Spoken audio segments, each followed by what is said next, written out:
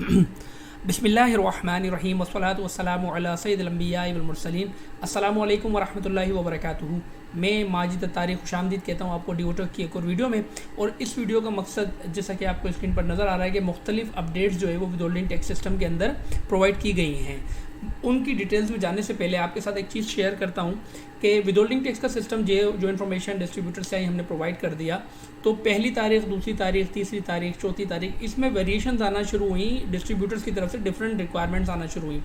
तो हमें 3-4 तारीख तक वेरिएशंस आती गई और 3-4 तारीख तक हमारा तजर्बा जो है वो ये रहा था कि दिन भर डिस्ट्रीब्यूटर्स के साथ हमारी कोऑर्डिनेशन चल रही थी। एक नया सिस्टम था, वो भी इसके लिए रेडी नहीं थे और वेरिएशन भी बहुत ज़्यादा आ रही थी। तो दिन भर हम उनके साथ कोऑर्डिनेट करते थे और जो वेरिएशन आ रही थी उनको इम्प्लीमेंट करने के लिए हमारे पास वक्त नहीं निकल रहा था, यानी हम सॉफ्टवेयर को अपडेट कैसे करें, ये एक इशू बनता जा रहा था। तो out of the box solution की ज़रूरत थी वहाँ पर। तो हुआ ये कि दिन भर तो कोऑर्डिनेशन चल रही डिस्ट्रीब्यूटर से, अब क्या करें। तो मैंने 4 अदद रातें जाग कर इस सिस्टम को आप लोगों के लिए बनाया है। कल जो जुम्मे से पहले जुम्मे की शब थी, जुमेरात से पहले जुमेरात की शब, इसी तरह बुध की शब और मंगल की शब, 4 रातें मैं 8 बजे सोता था रात को और 10 बजे उठ जाता था और फिर पूरी रात काम करके फजर की नमाज़ पढ़ के सोता था और फिर 5 घंटे की नींद करके वापस सीट पर पूरे दिन आप लोगों के साथ कोऑर्डिनेट करने आते। तो 4 रातों की मेहनत के बाद ये सिस्टम जो है वो मार्ज़ वजूद में आया, यानी ये अपडेट हुई है। अब क्या अपडेट हुई है, तो उसके लिए चलते हैं सॉफ्टवेयर की तरफ। सबसे पहली आपको नज़र आ रही है विदहोल्डिंग टैक्स नेट वैल्यू पे जो है वो कैलकुलेट होना चाहिए। तो हम सॉफ्टवेयर में आ जाते हैं। मैं आ गया टूल्स में, फिर मैं आ गया सेटिंग्स में, ट्रेड, सेल्स और ये सेल्स की सेटिंग में। और जैसा कि हमने विदहोल्डिंग टैक्स की इनिशियल जो अपडेट दी थी और वीडियो बना के आपको दी थी, अगर वो वीडियो आपने नहीं देखी तो देख लीजिएगा, हम उसका लिंक डिस्क्रिप्शन में भी डाल देंगे। तो उसमें हमने बताया था कि यहाँ से ये सारी सेटिंग होती है। तो अब इस सेटिंग के अंदर अगर आप इसको ओपन करें तो सबसे पहले एक नया ऑप्शन आया ऑन नेट टोटल का। पहले 3 ऑप्शन थे, या तो विदहोल्डिंग टैक्स नो था, या टीपी टोटल पे था, या टीपी टोटल इंक्लूड बोनस पे था, और अब आ गया नेट टोटल का। जब आप इसको क्लिक करेंगे तो ऐसी सूरत हाल के अंदर क्या होगा कि जो आपकी वैल्यू नेट होगी, इनवाइस का नेट टोटल होगा, उसके ऊपर टैक्स लगेगा, नंबर 1। नंबर 2 ये है कि पहले ये होता था कि अगर आप यहाँ पर इस वैल्यू को चेंज करते थे, यानी आपने बिल फर्ज नो किया हुआ है और आप ऑन टीपी टोटल करते थे, तो यहाँ जो डेट डालते थे जब से कि अप्लाई होना है विदहोल्डिंग टैक्स, तो यहाँ जो डेट डालते थे उस डेट से लेकर और आज तक की सारी इनवाइसें according to this option update हो जाती थी। यह हमने शुरू में इस वजह से किया था कि 28, 29, 30 तारीख को कुछ डिस्ट्रीब्यूटर्स ने पहली तारीख में इनवाइसें करनी थी और विदहोल्डिंग टैक्स की ना उस वक्त रिक्वायरमेंट फाइनल हुई थी, ना सिस्टम फाइनल हुआ था। तो हमने कहा आप इनवाइसें बना लें, जब ये ऑप्शन आएगा आप इसको यूज़ करेंगे तो ऑटोमेटिकली इनवाइसेस को अपडेट कर लेगा। लेकिन अब ये नहीं करेगा, क्योंकि अब आप पिछली इनवाइसें एक सिस्टम पे बना चुके हैं, वो इनवाइसें चेंज नहीं होंगी। आप आकर यहाँ पर पहला स्टेप ये करेंगे, ऑन नेट टोटल सेलेक्ट करेंगे। अगर आपको नेट के ऊपर, जो कि जनरल रिक्वायरमेंट यही है कि जो इनवाइस का नेट अमाउंट होगा डिस्काउंट बोनस काट के, उसके ऊपर विदहोल्डिंग टैक्स कैलकुलेट होगा। तो यहाँ पर आप ऑन नेट टोटल करेंगे। सेकेंडली, ये जो डेट है इसको आप चेंज नहीं करेंगे, इसको वही रहने देंगे। सिस्टम किसी इनवाइस को अपडेट नहीं करेगा। यहाँ फर्क ये पड़ेगा कि इन सेटिंग्स को सेव करने के बाद अगली इनवाइस जो आप जनरेट करेंगे उस इनवाइस के ऊपर इस सेटिंग का इफेक्ट आना शुरू हो जाएगा। पिछली इनवाइसेस को ये नहीं छेड़ेगा, तो आप बिला खौफ व खतर इस सेटिंग को चेंज कर सकते हैं। तो आपने सिर्फ यहाँ पर आके ऑन नेट टोटल करना है। डेट आपने 1 साथ, 2 साथ, 3 साथ, 4 साथ, 5 साथ जो भी डाली उसको रहने दीजिएगा, और फाइलर नॉन फाइलर की वैल्यू वही रहेगी, ऑब्वियसली वो चेंज हुई नहीं है।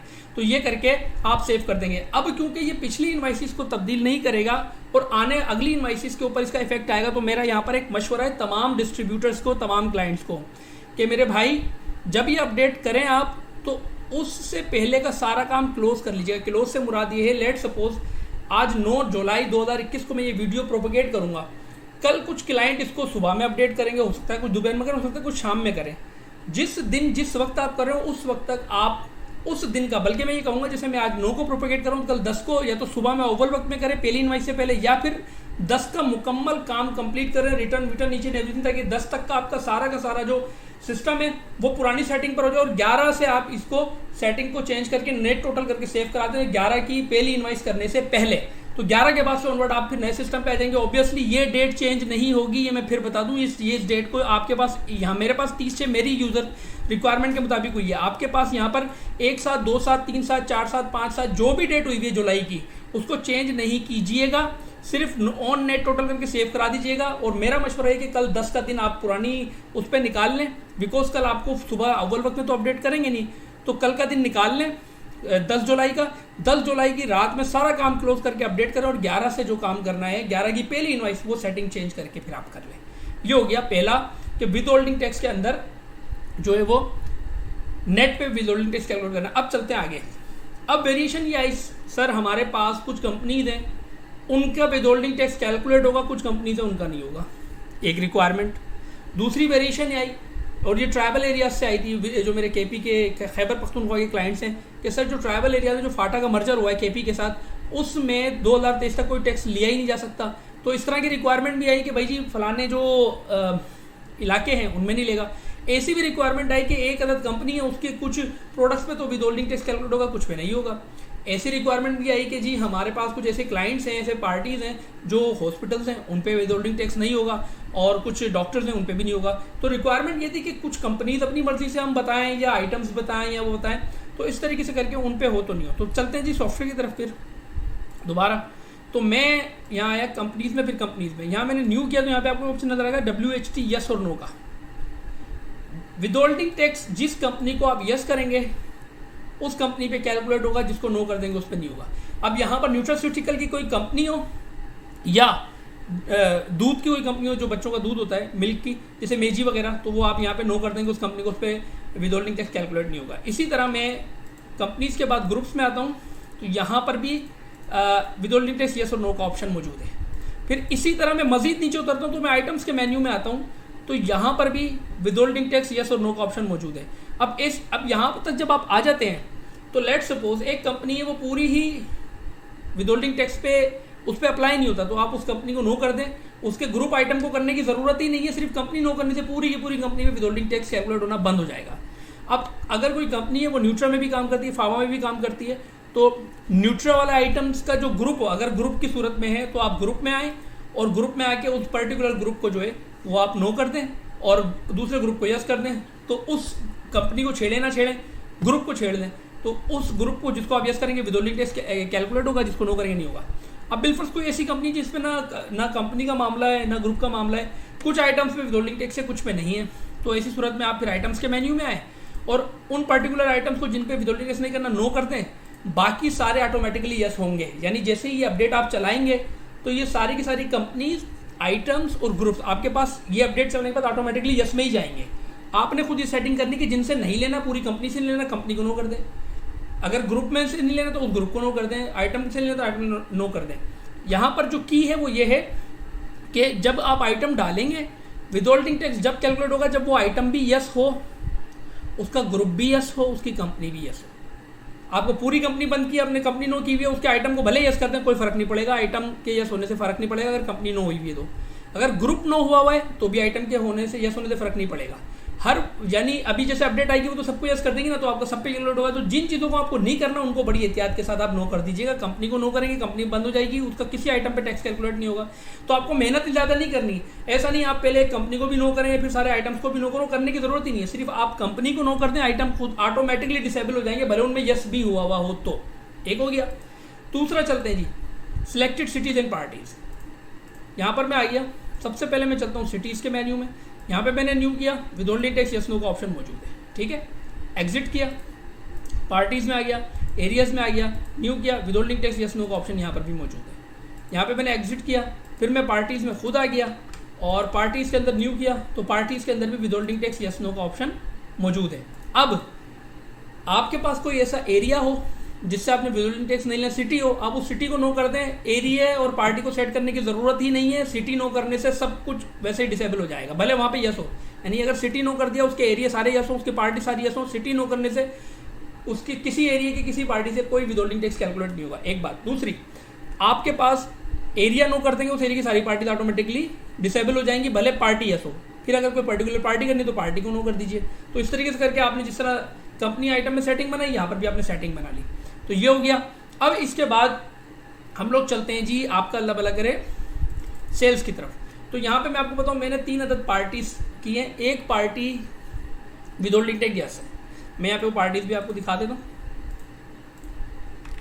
यहाँ पे मैंने दिया, तो ये पहली पार्टी है, ये अल रहीम, ये विदहोल्डिंग टैक्स यस हुई हुई है। दूसरी है ये विदहोल्डिंग टैक्स नो हुई हुई है, ए राशिद। तीसरी है डबल है, इसका मैंने एरिया नो किया हुआ है, ये शाही बाजार इसका एरिया आ रहा है, इसको मैंने नो किया हुआ है। तो ऐसी सूरत में अगर मैं इसकी इनवाइस बनाऊँ विदहोल्डिंग टैक्स लगना चाहिए, इस पार्टी को नो किया हुआ है नहीं लगना चाहिए, और डबल ए मेडिकोस को भी नहीं लगना चाहिए। तो मैं दिखा भी देता हूँ, यहाँ पे नो हुआ हुआ है। और इसी तरह मैं अगर इसके एरिया को भी चेक कराऊँ आपको पार्टी के शाही बाजार, तो ये भी विदहोल्डिंग टैक्स नो हुआ हुआ है, ठीक है। इसी तरह मैंने 3 आइटम्स भी आपके लिए लिए ताकि आपको मैं दिखा सकूँ। सबसे पहले ये एक आइटम है बोश का आराम 50 मिलीग्राम कैप्सूल। ये जो कैप्सूल है इसके बोश कंपनी का, और मैंने पूरी बोश कंपनी को नो किया हुआ है। मैं आपको दिखा देता हूँ। 1 फाइंड बोश, इस कंपनी को मैंने विदहोल्डिंग टैक्स नो किया हुआ है, तो मैं ये आइटम लूँगा तो नहीं लगना चाहिए। इसी तरह मैं अगर और आइटम आपको दिखाऊँ, ये 2 आइटम है, दोनों एक ही कंपनी के। तो इसमें जो पहला आइटम है एक्जिम एपी, इसको मैंने यस किया हुआ है, और जो एक्जिम 120 इस आइटम को नो किया हुआ है। तो इस तरह जो विदहोल्डिंग टैक्स है वो एक आइटम लग जाए। मैं दिखा भी देता हूँ आपको, ये मैंने आया तो यहाँ विदहोल्डिंग टैक्स यस हुआ हुआ है। इसी तरह मैंने दूसरा आइटम लिया तो यहाँ पर मैंने नो किया हुआ है। अब हम चलते हैं 3 इनवाइसें बनाते हैं। मैं बल्कि एक इनवाइस बनाएंगे, उसको एडिटिंग भी चेक करा दूंगा मैं आपको, क्योंकि मुझे आगे एडिटिंग पे भी बात करनी। तो मैंने न्यू किया अल रहीम, मैंने पार्टी ले ली, एक सेल्समैन ले लिया, और उसको मैंने पहला आइटम डाला आराम 50 बोश वाला, इसको मैंने डाल दिया 10 यूनिट, ठीक है जी। उसके बाद मैंने दूसरा आइटम डाला एक्जिम एपी, इसको मैं डाल दिया 5 यूनिट, और तो मैंने सेव करा दिया। इसके बाद अगला आइटम मैंने एक्जिम 120 ले लिया, इसको मैंने डाल दिए 3, सेव करा दिया। ये सब सेव हो गया जी, ओके जी। मैंने प्रिंट लिया, और प्रिंट को मैंने रिपोर्ट किया और स्क्रीन किया। तो आप देखेंगे कि सबसे पहले तो क्योंकि ये पार्टी विदहोल्डिंग टैक्स यस थी, तो विदहोल्डिंग टैक्स अप्लाई हुआ है, ठीक है। सेकेंडली सेल्स टैक्स के कॉलम में सेल्स टैक्स तो आएगा, विदहोल्डिंग टैक्स की वैल्यू भी नजर आएगी। इससे फायदा क्या होगा? इससे फायदा ये होगा कि जब ये खिचड़ी लेके आपके सेल्समैन, रिटेलर्स और होलसेलर्स के पास जाएंगे, तो वहां वो जो इनका दिमाग खाएंगे कि किस पे लगा, किस पे नहीं लगा, मिल्क पे तो नहीं लगना चाहिए था, फलाना आइटम पे लग गया, उस पे नहीं लगना चाहिए था, कितना लगा कैलकुलेट करके बताओ, तो वहां पर उनकी परेशानी इंशाल्लाह बहुत कम हो जाएगी। सबसे पहले तो यहाँ दिखा रहा है कि इस आइटम के ऊपर विदहोल्डिंग टैक्स कितने रुपए पैसे लगा हुआ है, सबसे पहले। सेकेंडली ये कि देखिए आराम की ये बोश का प्रोडक्ट है, बोश को मैंने पूरी कंपनी को नो किया हुआ है, तो बोश का अपना डिस्काउंट लगा नहीं लगा, लेकिन सेल्स विदहोल्डिंग टैक्स 0 यहाँ पे खाली है, नहीं लगा। इसी तरह एक्सिम 120 जो है इसको भी नो किया था, इस पे भी नहीं लगा, तो सिर्फ एक आइटम पे लगा। तो जो टेस्टिंग हमने आपको करानी थी, डेमो देना था, कंपनी सिलेक्टेड और सिलेक्टेड, ये वो काम कर रहा है, नंबर 1। नंबर 2 ये विदहोल्डिंग टैक्स नजर आ गया। अब मैं नीचे आता हूँ, दूसरा ये नेट अमाउंट पे लगा है, बिकॉज हमने सेटिंग किसकी की है, नेट अमाउंट की, नेट अमाउंट पे लग गया है ये। और उसके बाद लास्ट बात ये है कि यहाँ पर ऑब्वियसली ये बता रहा है जी जो टैक्सेबल वैल्यू है वो ये है 595। अब देखें इनवाइस टोटल तो 1191, सॉरी 1911 है, 1911 है, मगर यहाँ पर ये बता रहा है कि जी सिर्फ और सिर्फ जिन आइटम पे लगा है उनका टोटल 595, उसका आधा % और ये, तो यहाँ पे टोटल भी आ रहा है, और यहाँ पर आइटम वाइज भी आ रहा है, टोटल भी आ रहा है, और फिर विदहोल्डिंग टैक्स का टोटल भी आ रहा है, टैक्सेबल वैल्यू भी आ रही है और टैक्स भी आ रहा है, दोनों आ रहा है। तो ये इंशाल्लाह ताला इससे क्या होगा कि आपके जो लड़के हैं उनको कंपनी से रिटेलर और होलसेलर ने आपकी पार्टी से बात करने में बड़ा इजी हो जाएगा इससे। अब हम वापस चलते हैं और इसी इनवाइस को लेके एडिट करता हूँ, एडिट हेडिंग करता हूँ, और उसके बाद मैं आपको समझाने के लिए मैं डेट चेंज कर देता हूँ इसकी 1/6, यानी विदहोल्डिंग टैक्स से पहले की डेट कर दी, पार्टी को यही रहने देता हूँ, सेव किया, यस, इसका प्रिंट किया, रिपोर्ट स्क्रीन। अब आप देखें विदहोल्डिंग टैक्स गायब हो गया। उसकी वजह यह है कि हमने इसकी एडिटिंग को भी मुकम्मल डायनामिक कर दिया, स्मार्ट कर दिया है। अब आज की डेट की इनवाइस को बैक डेट में मूव करेंगे, और अगर वो विदहोल्डिंग टैक्स से पहले की डेट में आपने मूव कर दी, विदहोल्डिंग टैक्स ऑटोमेटिकली खत्म हो जाएगा। पीछे की डेट की इनवाइस को, जैसे कि मैं भी यहाँ पे करके दिखाता हूँ आपको, दोबारा ये इनवाइस मैंने सेलेक्ट करी, एडिट किया, एडिट हेडिंग किया, इसको दोबारा मैं उठा के आज की डेट में लेके आ जाता हूँ। पीछे की डेट को इनवाइस में टैक्स के पीरियड में लेकर आ जाएंगे, उसके ऊपर ऑटोमेटिकली विदहोल्डिंग टैक्स लग जाएगा, जैसे कि ये दोबारा लग गया, ठीक है। तो ये बिल्कुल डायनामिक है, आप डेट को छेड़ेंगे लग जाएगा। इसी तरह अगर आप पार्टी को भी चेंज करते हैं, यानी टैक्सेबल पार्टी से नॉन टैक्स वाली पार्टी पे जाते हैं, विदहोल्डिंग टैक्स नो वाली पे, या विदहोल्डिंग टैक्स नो वाले एरिया या सिटी की नो वाले सिटी की पार्टी पे जाते हैं, तो भी खत्म हो जाएगा। मैं यही दिखाता हूँ आपको। एडिट किया मैंने, और यहाँ पर मैंने किया एडिट हेडिंग, और मैंने पार्टी दूसरी ले ली। आपको याद होगा इस पार्टी को मैंने विदहोल्डिंग टैक्स नो किया हुआ था, मैंने सेव कराया और मैंने प्रिंट लिया, रिपोर्ट स्क्रीन, विदहोल्डिंग टैक्स खत्म हो गया। There is no withholding tax on this invoice right now, तो क्योंकि बिकॉज पार्टी नो हुई है। अब मैं मजीद आगे चलता हूँ, रिफ्रेश किया, फाइंड किया, यही इनवाइस सिलेक्ट करी, एडिट किया। एडिट करने के बाद मैंने यहाँ पर हेडिंग की। हेडिंग करने के बाद यहाँ पर मैंने कहा जी जो तीसरी पार्टी थी मेरी डबल ए थी आई थिंक, या इस तरह डबल ए थी, पार्टी यहाँ पर आ नहीं रही है। मैं एक मिनट में उसको पार्टी को चेक कर लेते हैं। एग्जिट किया मैंने और 211 और फाइंड, और मैंने यहाँ डबल ए पार्टी ली, इसको एडिट किया, तो यहाँ पर ये पार्टी एक्टिव नो हुई, मैंने यस कर दिया सिर्फ अपने इस्तेमाल के लिए। एग्जिट किया मैंने, उसके बाद मैं वापस सेल्स में आ गया, फाइंड की, इनवाइस एडिट किया, एडिट हेडिंग करी, और मैंने यहाँ पे पार्टी डबल ए मेडिकोज ले लिया। याद रहे इस पार्टी का जो एरिया है मैंने उसको नो किया हुआ है पार्टी यस, सेव किया यस, और मैंने प्रिंट किया रिपोर्ट और स्क्रीन। तो देखिए इस पर भी विदहोल्डिंग टैक्स नहीं लगा, क्यों? इस पार्टी तो विदहोल्डिंग टैक्स यस है, लेकिन एरिया नो हुआ है, तो जो मैंने रूल्स बताए थे उन रूल्स के हिसाब से विदहोल्डिंग टैक्स नहीं लगा। अब मैं एक और चीज़ आपको दिखाता हूँ। फिर मैंने इनवाइस एडिट की, एडिट हेडिंग करी, यहाँ पे मैंने इसमें डिस्पैच पार्टी यानी फेक पार्टी में डाल देता हूँ, कौन सी? जिस पे विदहोल्डिंग टैक्स है, ए रही। मैंने सेव किया यस, प्रिंट, रिपोर्ट स्क्रीन। अब ओरिजिनल पार्टी कोई सी भी हो, उस पर विदहोल्डिंग टैक्स यस हो नो हो, उसके एरिया पे यस हो नो हो, उसके सिटी पे यस हो नो हो, कोई फर्क नहीं पड़ता। आपने फेक पार्टी ले ली, उसकी इनवाइस बन गई और उस पर विदहोल्डिंग टैक्स लग गया। तो एडिटिंग बहुत स्मार्ट और डायनामिक कर दी हमने। आप इनवाइस को आज की डेट से बैक डेट में ले जाएं, विदहोल्डिंग टैक्स ऑटोमेटिकली उसके हिसाब से लगेगा या हट जाएगा। इसी तरह पार्टीज को मूव करेंगे तो वो भी हो जाएगा। एक बात तो ये एडिटिंग स्मार्ट होने के साथ साथ एक और चीज़ है, वो ये है कि आपका अल्लाह भला करे, अगर इस सेटिंग को ले जाके नो करके सेव, यानी कल को विदहोल्डिंग टैक्स बंद हो जाए, नो करके सेव कर दें तो इनवाइसेस पे कोई फर्क नहीं पड़ेगा, इनवाइसें वहीं रहेंगी। आने वाली इनवाइस से नो करने के बाद अगली इनवाइस से उसका फर्क पड़ना शुरू हो जाएगा, जैसे कि मैंने पहले बताया।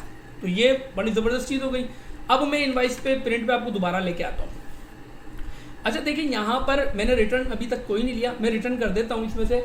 उसके बाद मुझे आपको एक इंपॉर्टेंट बात बतानी है जो कि आपने नहीं करनी। मैं रिटर्न में आ गया, पहले मैं इनवाइस नंबर उठा लूँ, फाइंड इनवाइस नंबर मैंने कॉपी, तो मैं सेल्स रिटर्न में आ गया और यहाँ पर मैंने न्यू किया, इनवाइस का नंबर डाला।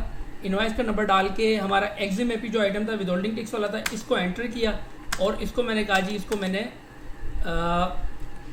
2 यूनिट रिटर्न कर लिए और ये रिटर्न हो गया। इसके बाद मैंने एग्जिट किया, दोबारा सेल्स में आया, मैं फाइंड किया और इसको मैंने प्रिंट और रिपोर्ट और स्क्रीन कर लिया। अब आप यहाँ पर ये देख रहे होंगे कि यहाँ पर जो एक्सएमएपी आइटम था वो 357 पर आ गया, बिकॉज 3 यूनिट हो गए। अब 357 ही यहाँ पे नज़र आ रहा है और इसके ऊपर विदहोल्डिंग टैक्स भी, क्योंकि सिंगल आइटम पे था, वो उस हिसाब से वाइस वर्सा हो गया। लेकिन अगर मैं इस वक्त इस इनवाइस में से रिटर्न कटा हुआ है, लेकिन अगर मैं यहाँ पर कट रिटर्न को नो करके रिपोर्ट स्क्रीन करूँगा तो फिर आपका विदहोल्डिंग टैक्स गलत आएगा, बिकॉज अब यहाँ पर इस आइटम में क्वांटिटी पूरी हो गई, लेकिन विदहोल्डिंग टैक्स बिकॉज आइटम जो इनवाइस है उसका अपडेट हो चुका हुआ है तो गलत आएगा। तो विदहोल्डिंग टैक्स चेंज नहीं होगा। आप जब ये रिटर्न नो और यस करते हैं तो आपका प्रिंट आउट जो है उसको मॉडिफाई करता है सिस्टम। लेना तो आपको हमेशा यस से चाहिए ताकि इनवाइस वापस आने, माल वापस आने के बाद जो बाकी बची वो नजर आ जाए। आप नो वाला शाजो नादिरी कभी कट जो है ना वो इनवाइस लेते होंगे, लेकिन मैं आपको यहाँ पे एक बताना चाह रहा हूँ कि अगर आप रिटर्न नहीं काटेंगे तो क्योंकि विदहोल्डिंग टैक्स तो कट के सेव हो चुका होता है और यहाँ पे रिटर्न नो करने पर सिर्फ और सिर्फ क्वांटिटी में से रिटर्न सिस्टम दिखा नहीं रहा, तो विदहोल्डिंग टैक्स उससे इफेक्ट नहीं होगा। विदहोल्डिंग टैक्स वही आएगा जो असल में इनवाइस पे कटा हुआ है। तो आपको हमेशा रिटर्न यस करके ही लेनी है इनवाइस। कभी भी किसी भी सूरत में अगर रिटर्न नो करके लेनी भी पड़े तो ये ध्यान में रखिएगा, विदहोल्डिंग टैक्स का रिटर्न यस नो के ऑप्शन से कोई फर्क नहीं पड़ता। जो विदहोल्डिंग टैक्स इनवाइस पे कैलकुलेट हुआ है आफ्टर रिटर्न वही नजर आएगा हमेशा। अच्छा, एडिट इनवाइस भी हो गई। उसके बाद आपका अल्लाह भला करे एक और बात ये बता दूं कि अगर आप इनवाइस में फेक पार्टी डालेंगे तो विदहोल्डिंग टैक्स का जो लेजर है उसके अंदर हमेशा जो है वो फेक पार्टी नजर आएगी अगर फेक पार्टी डालेंगे, क्योंकि ये कंफ्यूजन हो रही थी क्लाइंट्स को कि विदहोल्डिंग टैक्स का जो अपना लेजर मेंटेन है उसके अंदर फेक पार्टी नजर आती है, ओरिजिनल नजर आती है, परेशान हो रहे थे। तो वहां पर हमेशा फेक पार्टी नजर आएगी। तो इसके अलावा अब जो आखिरी आपसे गुफ्तगू करनी है वो ये करनी है कि क्रेडिट नोट का क्या करना है, यह आप लोगों ने बताना है। क्रेडिट नोट के लिए मुझे सिर्फ 2 डिस्ट्रीब्यूटर्स हैं पूरे पाकिस्तान में से, सिर्फ 2 जिन्होंने कहा माजिद भाई क्रेडिट नोट जो कि पुराना माल हमें रिटर्न आएगा उस पर भी विद होल्डिंग टैक्स माइनस होना चाहिए। यानी अगर 1000 रुपये का पुराना स्टॉक रिटर्न आता है तो उस पर 10 रुपये माइनस होकर 990, हम 990 देंगे दुकानदार को, 10 रुपये विद होल्डिंग टैक्स में माइनस हो जाएंगे। ये सिर्फ 2 अदर डिस्ट्रीब्यूटर्स ने कही है, मुझे नहीं पता उन्होंने अपने वकीलों से बात की है या नहीं की, उनके पास फाइनल इन्फॉर्मेशन है या नहीं है। तो मैं आप लोगों से पूछ रहा हूँ क्रेडिट नोट का क्या करना है। आप लोग अपने वकला से लीगल वो करके एस्पेक्ट मुझे बताएं, जो माल गया माजी में है जिसका विदहोल्डिंग टैक्स से लेना देना नहीं है, वो अगर वापस आए तो उसमें विदहोल्डिंग टैक्स माइनस हो या नहीं हो, किस पर, क्रेडिट नोट की वैल्यू पे। एक बात। दूसरा ये है कि हैंड कैरी और अवेलेबिलिटी, ये 2 भी इस सिस्टम में इंक्लूड होंगी। अगले वीक इसकी अपडेट आ जाएगी, यानी कल सैटरडे से आप ये नई अपडेट इंशाल्लाह चलाएंगे, पूरा वीक आप इसको चलाएं, इससे काम काफ़ी स्मूथ हो जाएगा। उसके बाद अगले वीक में इंशाल्लाह हैंड कैरी और अवेलेबिलिटी की भी अपडेट आ जाएगी। उम्मीद करता हूँ वीडियो आपको पसंद होगी, अगर हाँ तो लाइक कर दीजिए वीडियो को और बेल आइकन को क्लिक कर दीजिए, चैनल सब्सक्राइब कर लीजिए। इसके अलावा जो मेरे दीगर सोशल मीडिया एसेट्स आपको नजर आ रहे होंगे इन पर भी मुझे फॉलो कर लीजिए ताकि लेटेस्ट इन्फॉर्मेशन आपको मिल जाए। और इस वीडियो को देखिए अगर आप इस नतीजे पर पहुंचे कि पुराने सॉफ्टवेयर की झंझट से आप जान छुड़ाने का वक्त आ गया है तो नंबर मेरा स्क्रीन पर आ रहा है, मुझे फोन करके आप अपनी सॉफ्टवेयर की कॉपी बुक करा सकते हैं। अगली वीडियो में आपसे मुलाकात होगी। अस्सलाम वालेकुम वरहमतुल्लाहि वबरकातुहू।